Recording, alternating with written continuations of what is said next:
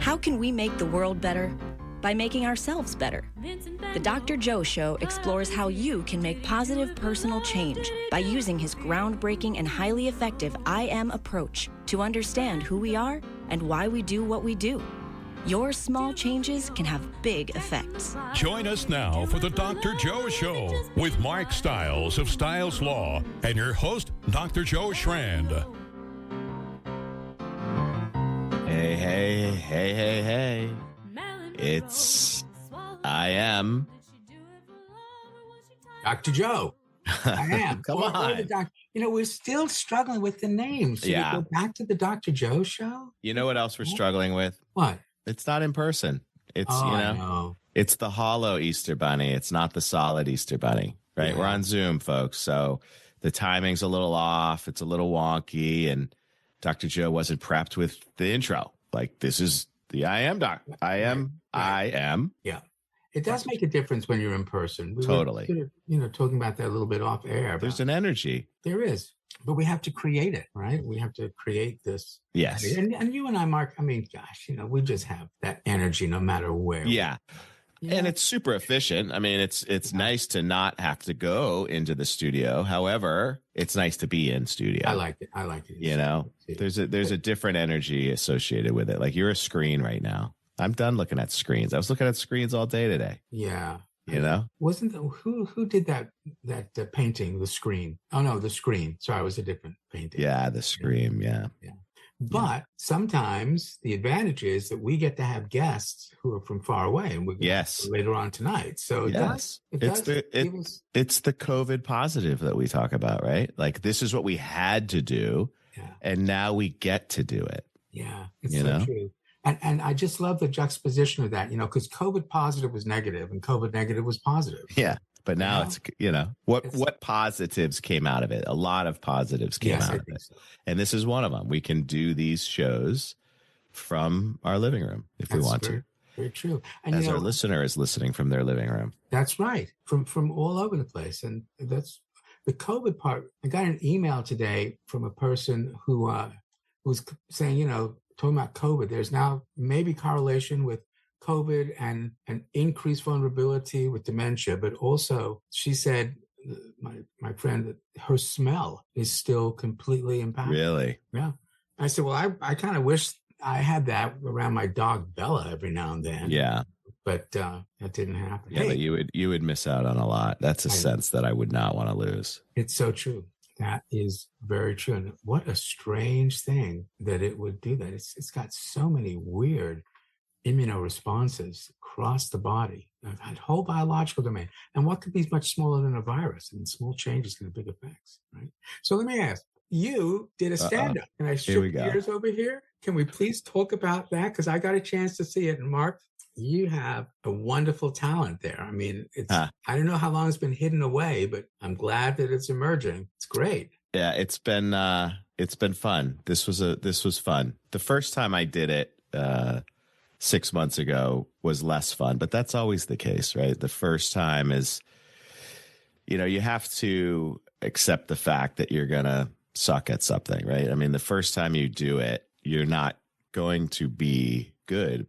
And I think that's the growth in it. Be okay with that. Be okay not being good at something, and it'll give you the freedom to try new things. And one of those things is stand-up. I love watching good stand-up.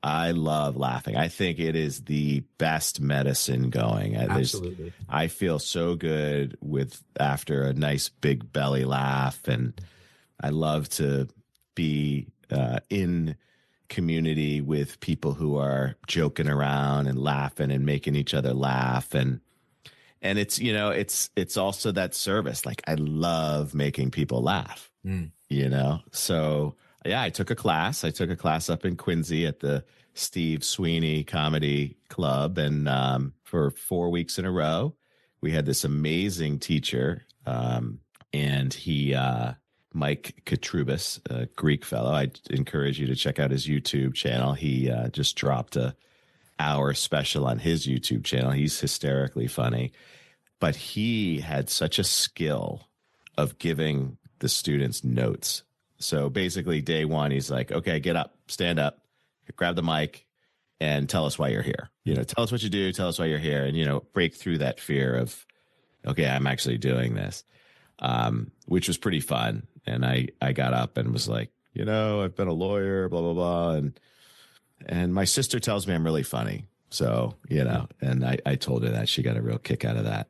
But as the weeks went on and we started building out our bits, he was next level. People would go up there and he'd be like, what about this? What about this? Have you thought about this? Have you thought about this? What about this? You go 1, 2, 3 right here. And and he wasn't building your bit. He was enhancing it though. And it was so rapid fire too. Like it's a skill, right? And it's probably something very few people could do. However, he's doing it all the time. He's teaching it. I think he has a real talent for helping people build out their bit. And it was a lot of fun. I really enjoyed it. So I'm curious because I thought it was great. How did you come up with the concept? Because you and I have had a chance to hang out a few times, and I've heard a couple of different stand-up routines, at least pieces of them, and you chose a particular one to present live in Quincy. How do you come up with the ideas? And even more, what is humor, really? Yeah,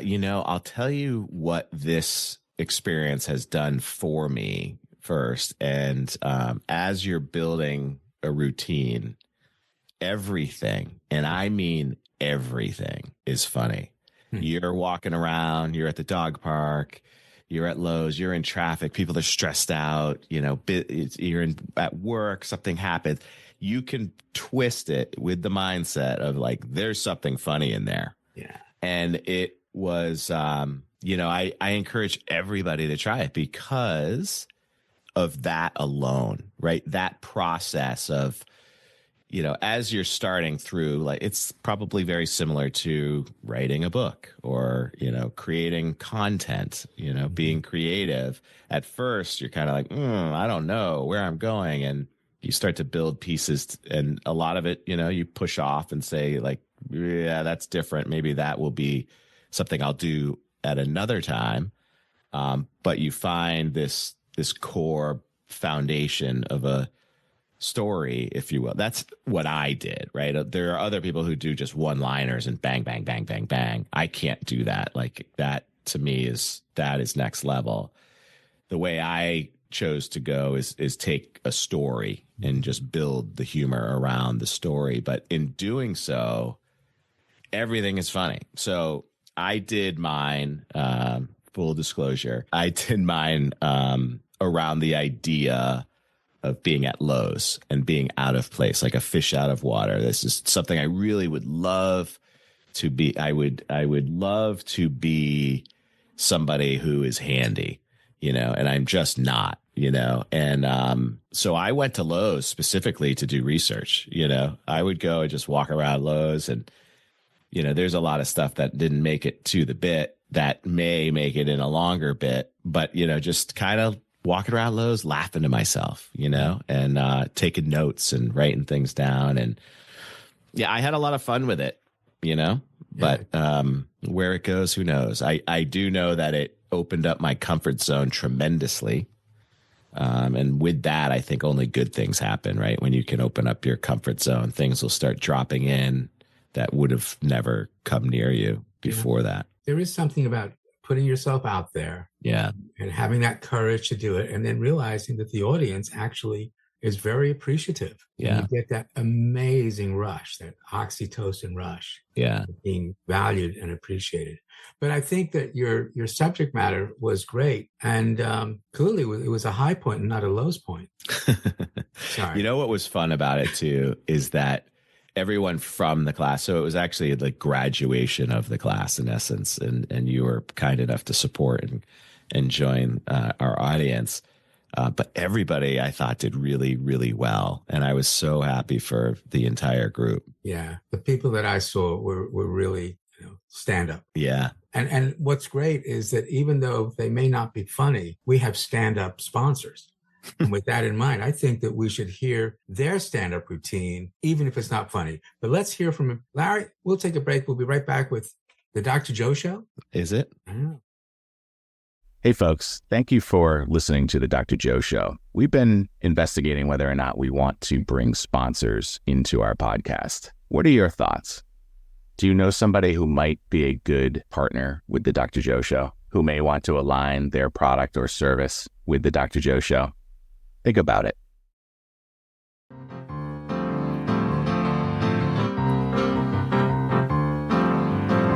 And we're back. So, me and Dr. Joe. Yeah. On the I Am Dr. Joe Show. How's the allergies going for you, by the way? I'm pretty good about it. I don't know whether I'm getting crushed this year. really. Yeah.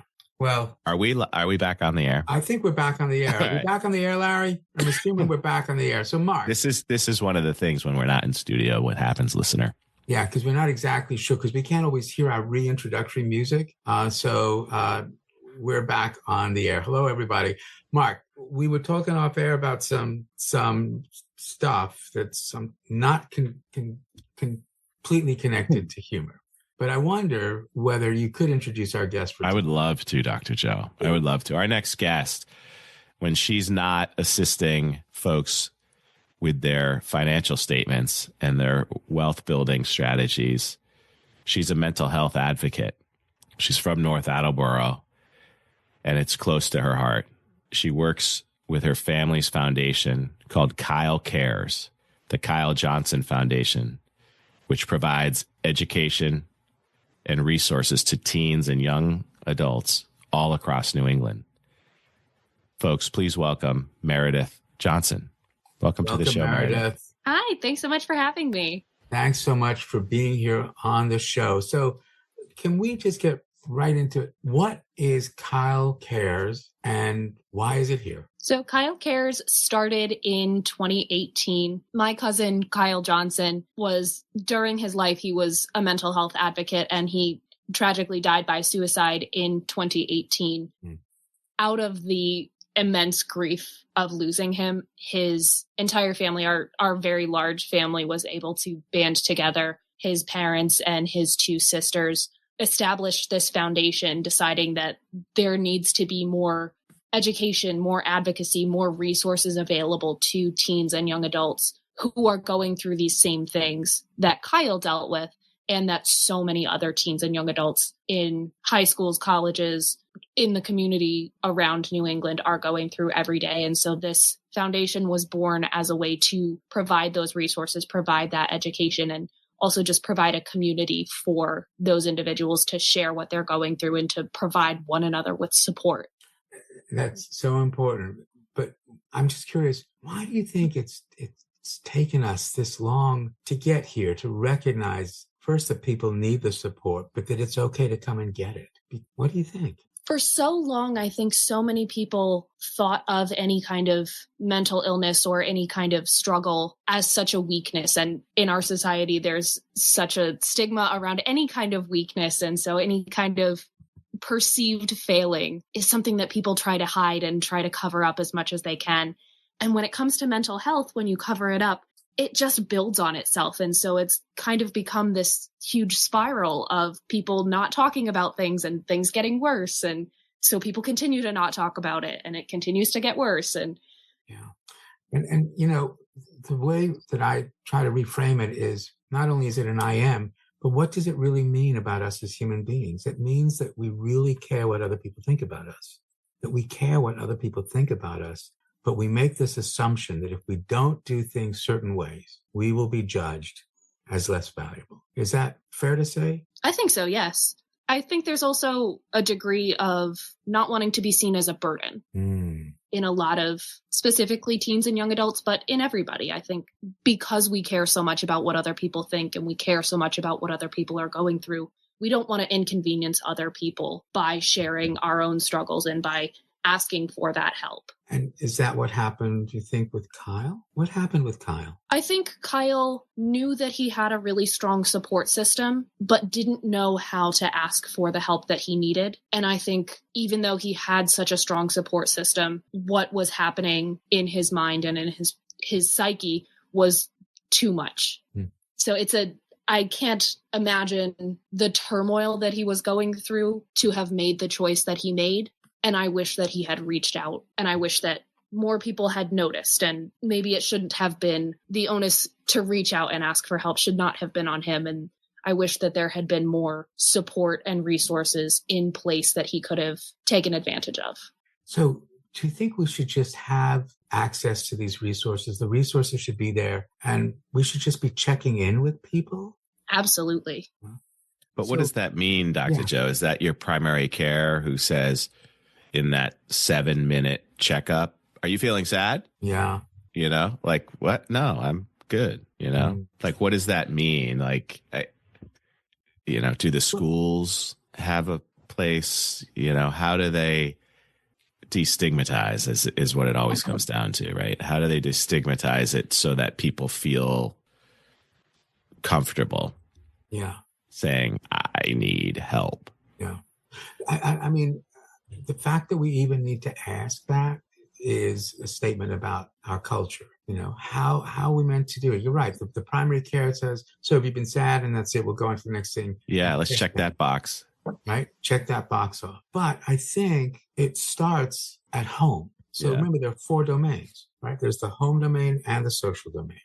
If you create, and when you create an environment at home where there's nothing off limits to talk about, then I think you have that opportunity. But how do we do that? How do we educate parents? Because parents then may feel ashamed. You know, what did I do wrong? Right. That my kid is feeling this way. You know, how did I mess up? Meredith, was that anything that the family tortured themselves with at some point? Like, what could we have done different? Absolutely. And I think survivor's guilt is a huge part of the mental health awareness conversation that we're not necessarily having as much as we maybe need to. Because again, that survivor's guilt, it leads to, in a lot of cases, a spiral of, well, I didn't do enough. I am not enough for this person. I could have done something more. So you begin mirroring the same sense of inadequacy that the person had who decided that they didn't want to live anymore. You know, Exactly. We mirror so much. I'm just curious. It's been since 2018. So what's the journey been like for you as Kyle's cousin? It's been a very long journey, and there are definitely still days where seemingly out of nowhere, the grief just hits you like a truck. Really? And then there are days where I can't stop thinking about how, as awful as it may sound, how much good has come out of this grief over the past 7 years. And as much as I wish that Kyle had these resources available to him, now these resources are becoming more and more available to others, hopefully preventing this kind of grief from happening to another family and providing the support system that other individuals may not have had, even though Kyle did. So tell us, how do we access the Kyle Johnson Foundation, and what are you offering for those folks who are in need? So most of the partnerships through KyleCares so far have been directly with schools, providing resources like workshops. We recently had our 3rd annual KyleCares conference at Gillette Stadium. Partnership with the Kraft Foundation has been really wonderful. They've been great partners to the foundation as a whole. So providing those workshops with speakers in different areas of mental health, whether that be helping student athletes deal with performance anxiety around their specific sport, or helping LGBTQ plus individuals navigating the social environment of that community, or just people going through everyday struggles and dealing with the stress of being a high school student or being a college student or being a human being. We all go through stresses, and just finding little ways to deal with that stress and how to communicate what you're going through and what you need from others, and then also how to provide that support. So the workshops and the conferences have really been the biggest output so far for KyleCares. And I think they've provided the most benefit of all of the things that the foundation has done over the past 7 years. I want to hear more about that, because really it is so much about support and how we can help others. And that is exactly what our sponsors do for us, which is lovely, which is they give us the support as well. So let's hear from our supporter sponsor. We're going to be right back with Meredith Johnson talk about KyleCares. We'll be right back with the Dr. Joe Show. Hey, folks, welcome back. So any thoughts? Do you listen to other podcasts? Do you see how they do the sponsors? Is there a way that they're utilizing sponsors that you enjoy or you don't enjoy? I listen to SmartList, and I really enjoy how the co-hosts share the voiceover for the product or service. It's really funny for the most part, but it's unique. It's them really endorsing. Does that work? What do you think?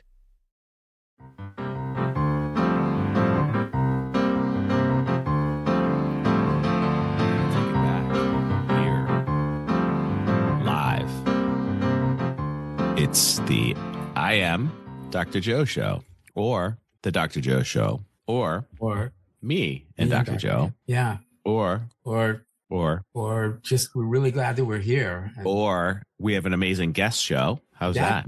That's not bad. We have an amazing guest show. We do. And her name is Meredith Johnson, and we're talking about KyleCares, the foundation that her family started for her cousin, Kyle Johnson.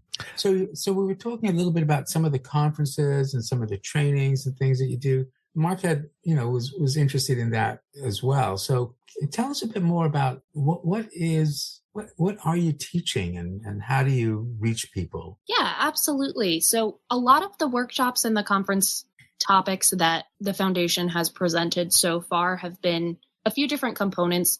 A big one is peership and how to communicate with your peers who are going through these struggles and how to provide support to another individual. And another big component of it is coping strategies to help yourself and to provide self-care and to make sure that you're taking care of yourself, because so many people get so excited to help other people that they don't realize that they're not taking care of themselves and they're burning themselves out really, really quickly. And so knowing how to take care of yourself is definitely going to be the first step to being able to help someone else. And if you're not okay, you're not going to be able to make somebody else okay. Right. So you're modeling that. But just one word for me.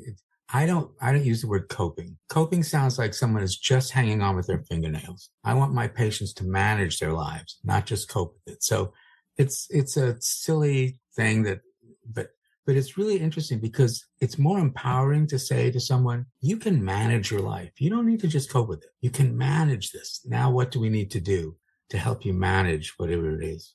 And one of the things that I ask, because I certainly work with a lot of people who are suicidal, but I'll ask them, do you really want to die or do you wish you had a different life? And the vast majority will say, I wish I had a different life. And then we can begin looking at, okay, so what would need to change? So with Kyle, clearly supportive, wonderful family, why do you think he kept this all to himself? And it sounds like everyone was, based on the website, it sounds like it was a complete surprise.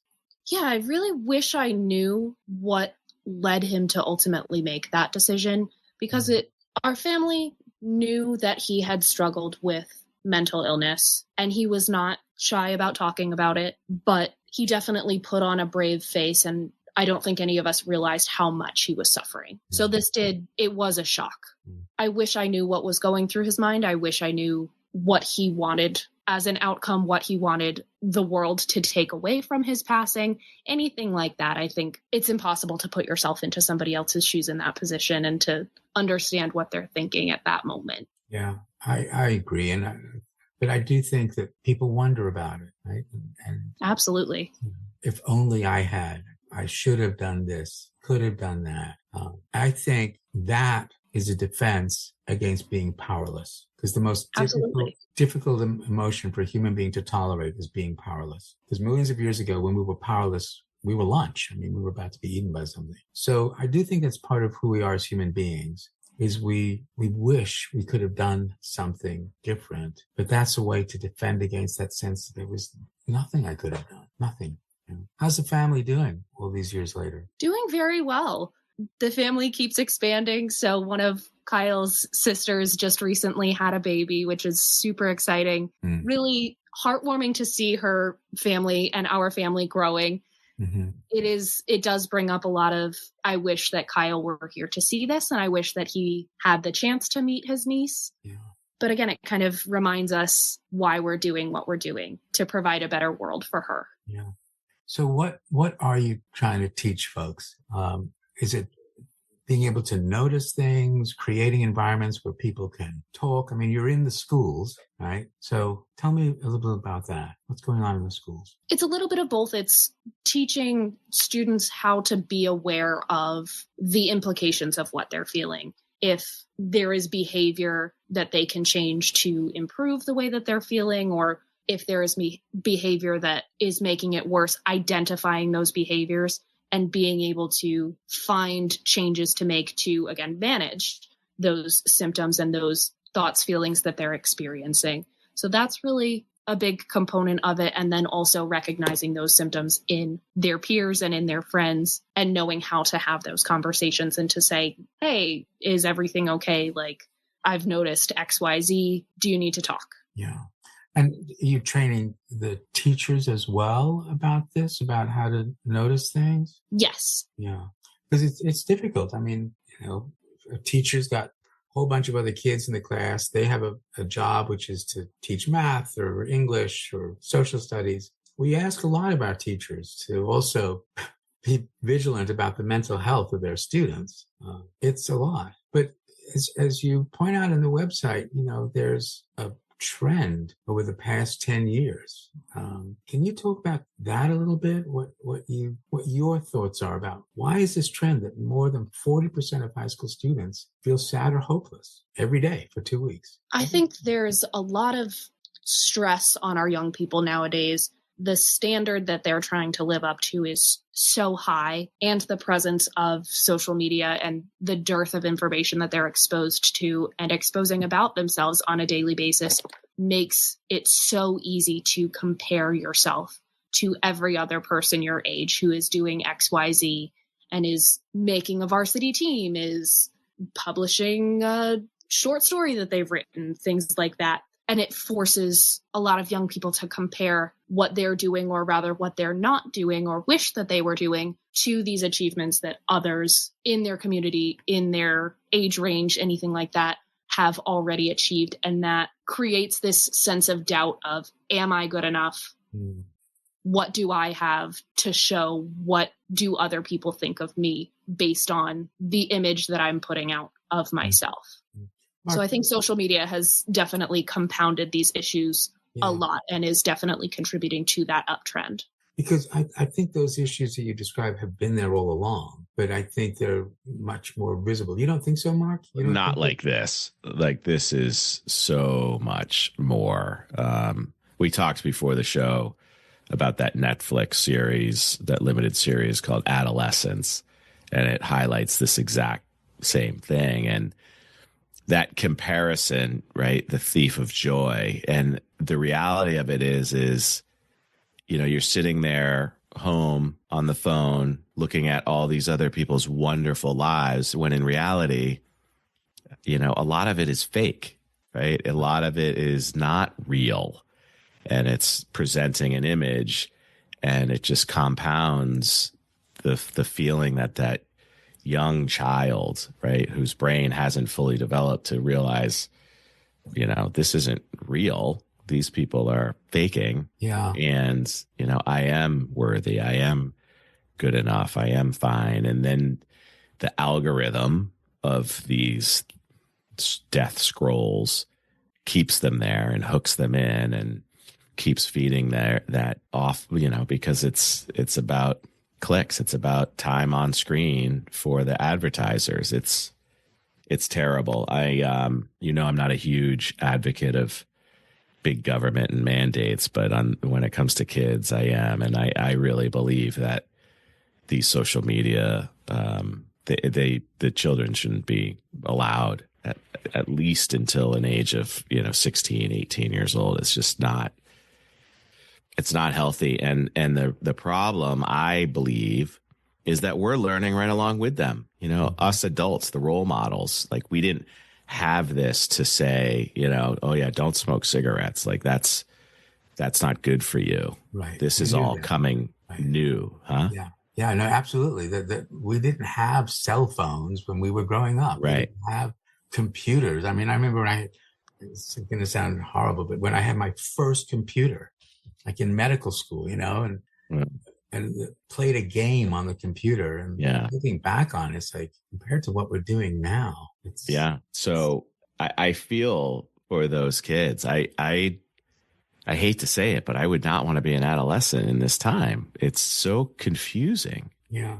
And yet we know so much more about the adolescent brain. One of the things is because the prefrontal cortex is not fully developed. The prefrontal cortex is responsible for thinking, making plans, anticipating what will happen next. So it's about the future. It's thinking about the future. And for so many kids, whatever is going to happen in the future, nothing will change. It'll all be the same. And that's part of what compounds the depression, that nothing will change. And I assure you, things will change. I say to a kid, what size shoe do you wear? And they'll say, what do you mean? I say, well, what size shoe do you wear? Whatever it is, it's not what you wore when you were 5 years old. Right. So that will change. And this will change. And the thing that will also change, but I hope not too much, is our sponsors. So that what we're going to do is we're going to take a change, listen to our sponsors, because that's thinking about the future. My prefrontal cortex is intact. We'll be right back with whether it's the Dr. Joe Show, me and Dr. Joe Show. I am Dr. Joe Show, but we'll be back, Mark Stiles and Meredith Johnson. Larry, take us away. Hey, welcome back. And again, we're super grateful for you listening to the Dr. Joe Show. If you have anyone that you think might be a good sponsor, shoot us an email at drjoepodcast@gmail.com. DRJOE podcast@gmail.com. Give us your thoughts about the show, too. We're wondering, are we talking to the trees, or are people really gaining value in this? Please let us know. Thank you again, and enjoy the rest of the show.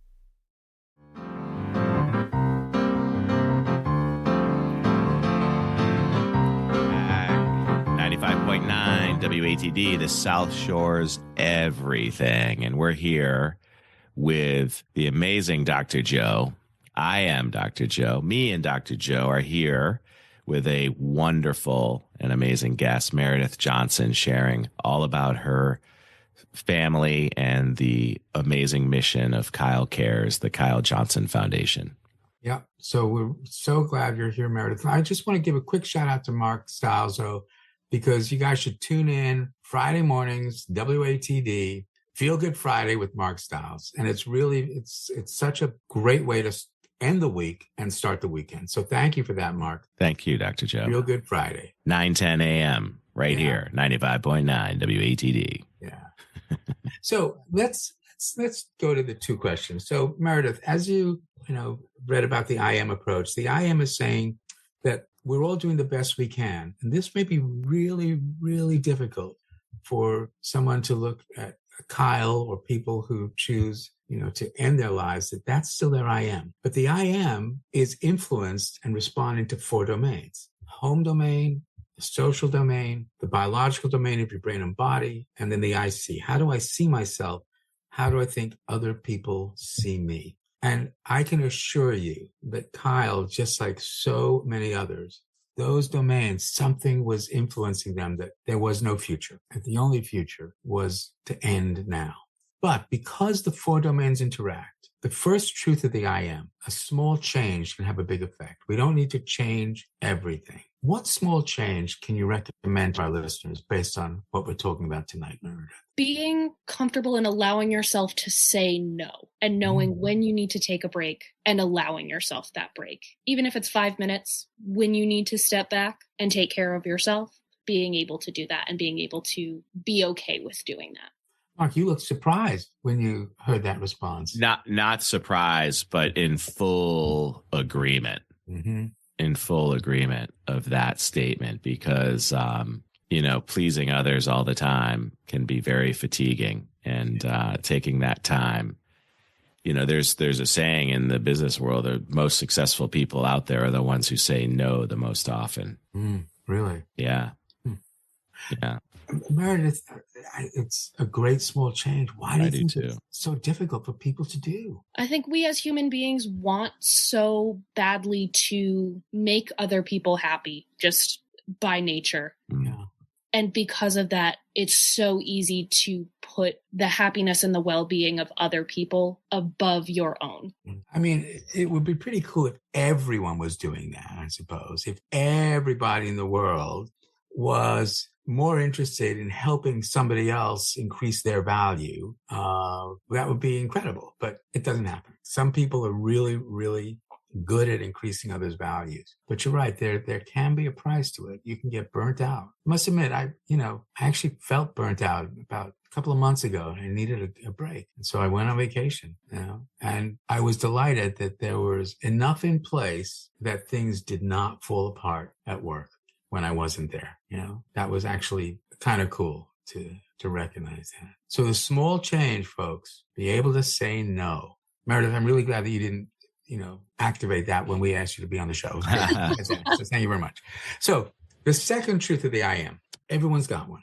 Everyone is interested through their IC domain, what you think or feel about them. And it feels different in that biological domain when you feel respected or disrespected. And because you are part of someone's home or social domain, the second truth of the I am, you control no one, but you influence everyone. And you get to choose the kind of influence you want to be. So Meredith Johnson, cousin of Kyle, what kind of influence do you want to be?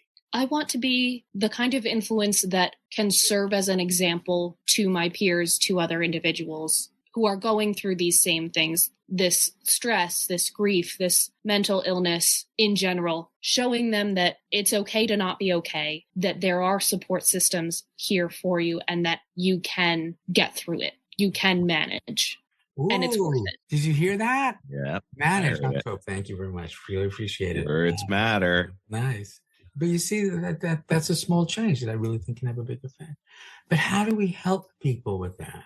I mean, I think it's such an important influence what you guys are doing to help people say, come out of the shadows. How can we keep doing that? What do you think? Especially now in this world. I think the biggest step we can take is just to keep having the conversation and to make it more a part of everyday life that we're talking about these things. The more you talk about it, the less of a stigma there becomes, the more ingrained into ourselves, our interactions, our society it becomes. So the more we keep having the conversation, the more it's going to help. Yeah, I think it's true. The more visible this is, the better. It's been invisible for so long, but still there. That's what's been so scary. We have really seen, I think, some progress over the last decade in the acceptance of mental health, and that not everybody is going to be happy all the time, but that doesn't mean you need to get to that point of depression. I mean, we all feel sad sometimes, but that's not quite the same as being depressed. Mm-hmm. We all feel happy sometimes. That's not the same as being manic. And sometimes we imagine things that may not have really happened. That doesn't necessarily mean that we're psychotic and hearing things and seeing things. But that messaging is so important. So let me just say, this is a tough one, but if Kyle had not done what Kyle did, where do you think the family would be in terms of wondering about mental health? Do we need to have these tragedies to push us? That's a really tough one. Truly, I don't think any individual or any family should have to go through such a tragedy. Agreed. Realistically, if my family, for example, had not had this experience, I don't think we would be having this conversation. We would not be nearly as open and as educated about mental illness and mental health awareness advocacy as we are. And so as awful a tragedy as it is, we've really been able to build something wonderful from that tragedy and the ashes of that tragedy, really. Yeah. And that talks about the resilience of your family and who we are as humans. Mm-hmm. And I appreciate the honesty and the truthfulness.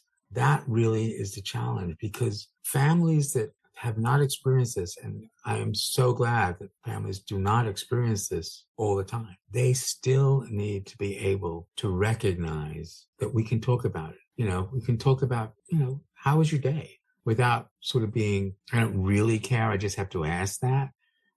But that is part of it. And I think that is part of the education that I think your group is doing, is saying, let's just talk about these things. You don't have to have experienced what our family has experienced to be able to talk and be aware of it. When you were growing up, were there those sort of conversations about how you're feeling or not? There were certainly conversations like that to a degree, but it was very surface level. Yeah. See, I think that I probably have a distorted view of it being a psychiatrist, because that's what we do in our family. You know, we talk about this stuff, but everybody can do it. We can all do it. Folks, I want to thank you, Meredith. Thank you so much for being here. Yes. How do people get in touch with the foundation? KyleCaresInc.org is going to be the best way to learn about upcoming events. KyleCares Inc. on social media is where we're posting about any kind of upcoming events. Great. Thank you. Folks, please check it out, KyleCaresInc.org. It's absolutely worth it. Meredith, thank you so much for being here tonight. Best to you and your family. Yes. Mark? Thank you. Thank you, next Meredith. week. Thank you so much. Have a great guys. week, everybody. Bye. Thanks, Larry. Thanks, audience. Just to show that